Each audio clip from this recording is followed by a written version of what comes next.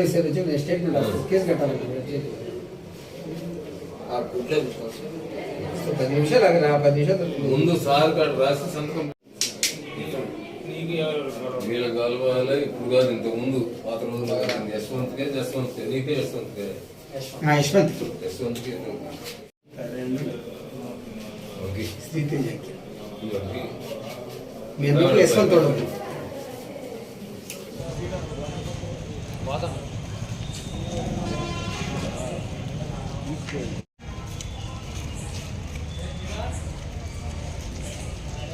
కత్తులు రాడ్లు తీసుకొచ్చారండి సార్.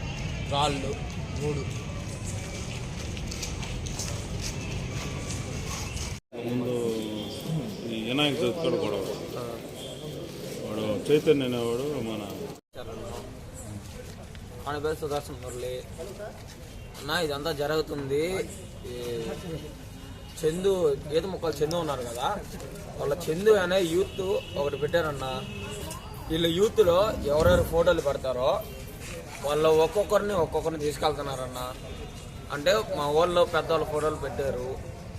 వాళ్ళు ఎవరు దొరకలేక నేను గ్రౌండ్ కట్టిన నా ఫ్రెండ్ సంతోష్ ఉన్నాడు, అతనికి కూడా కుట్లు పడ్డాయి చెవులు కాడ.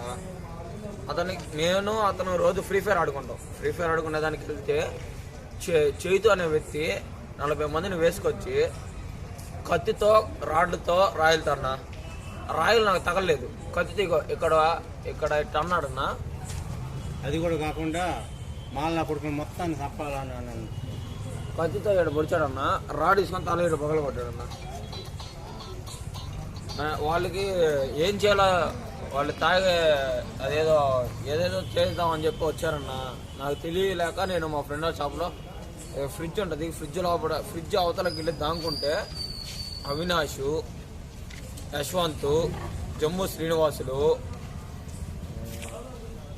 షారు, చైతు, మెయిన్ లీడర్ చైతు అన్న. చైతు తీసుకొచ్చి వీళ్ళందరూ చర్చ చేపిస్తున్నాడన్న.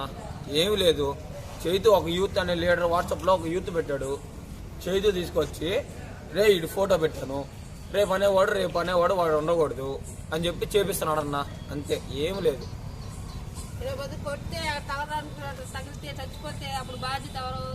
వాయిస్ రికార్డులు కూడా ఉన్నాయన్న. మా తప్పు లేకుండా మేము అసలు మా తప్పే లేదన్న. వాయిస్ రికార్డులు కూడా ఉన్నాయి. ఏంది మీరు ఆడున్నారు, ఏందిరా కొడతారా, రండి. మేమేం అనలేదన్నా. మేము గ్రౌండ్ కాడ ఫ్రీ ఫైర్ ఆడుకుంటా ఉన్నాం, రండి మీరు మేమేం చేయలేదు. మేము మాట్లాడగానే పిలిచాము.